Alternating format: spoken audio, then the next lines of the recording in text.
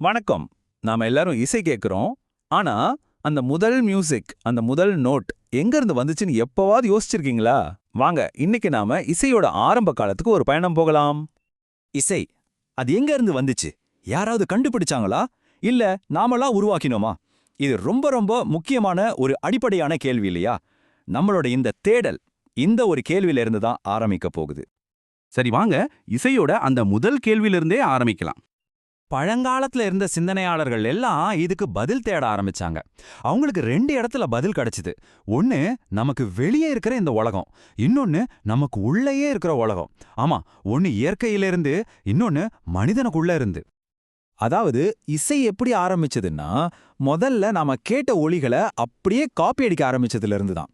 ஒரு குழந்தை அம்மா அப்பா பேசுறத கேட்டு பேசுற மாதிரி ஆதி மனிதன் தனக்கு கேட்ட ஒலிகளை அப்படியே திரும்ப செய்ய முயற்சி பண்ணான். இது ஒரு இயல்பான உள்ளுணர்வு.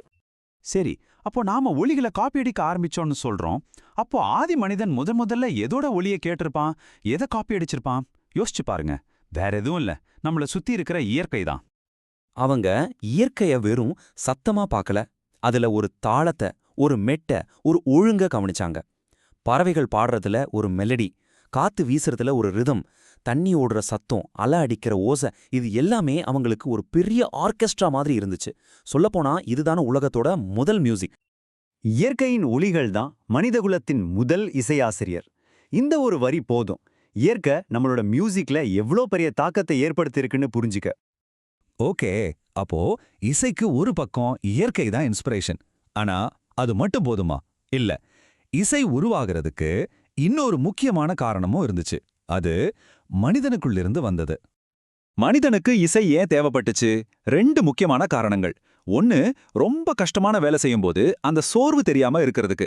எல்லாரும் சேர்ந்து ஒரு தாளத்தோட பாடிக்கிட்டே வேலை செஞ்சா அந்த கஷ்டம் தெரியாது இல்லையா? ரெண்டாவது காரணம், நம்மளோட உணர்ச்சிகளை வெளிப்படுத்த.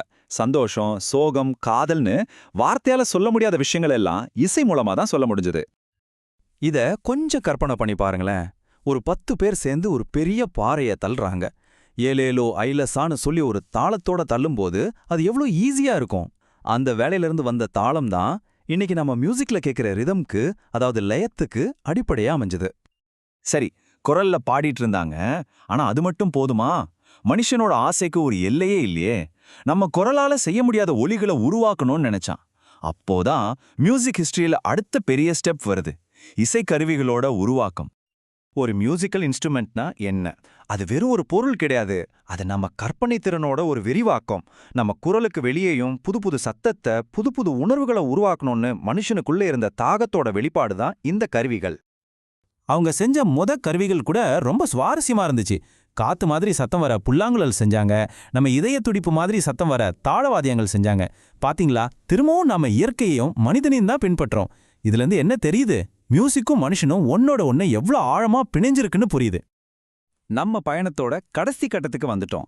இப்ப வரைக்கும் நாம பார்த்தது வெறும் சப்தங்கள், தாளங்கள். ஆனா இது எப்படி ஒரு முறையான, ஒரு கட்டமைக்கப்பட்ட அமைப்பா, அதாவது ஒரு மொழியா மாறுச்சுன்னு இப்ப பார்க்கலாம்.